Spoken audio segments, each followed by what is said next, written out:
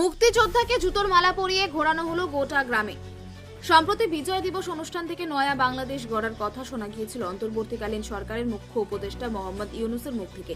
তবে ইউনূসের এই নয়া বাংলাদেশে দেখা গেল একটি নিন্দনীয় দৃশ্য, যা দেখে ক্ষুব্ধ মুক্তিযুদ্ধের আদর্শে বিশ্বাসীরা।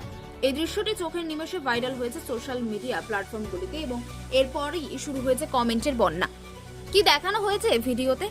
ভাইরাল হওয়া ভিডিওতে দেখা যাচ্ছে যে কুমিল্লায় আব্দুল হাইকানু নামে এক মুক্তিযোদ্ধাকে জুতোর মালা পরিয়ে ঘোরানো হচ্ছে গোটা গ্রামে। ভিডিও অনুযায়ী ঘটনা প্রসঙ্গে জানা গিয়েছে যে তার সঙ্গে কথা কাটাকাটি হচ্ছে বেশ কয়েকজনের এবং তাকে তারা ক্ষমা চাইতে বলছেন।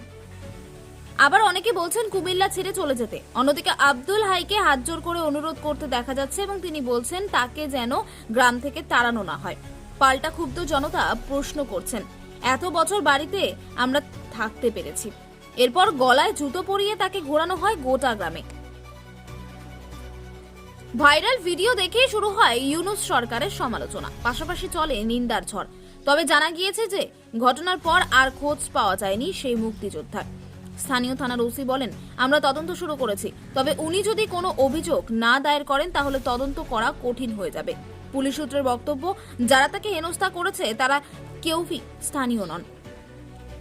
এক্ষেত্রে প্রশ্ন উঠছে যে তাহলে তারা কারা এবং কি তাদের পরিচয়?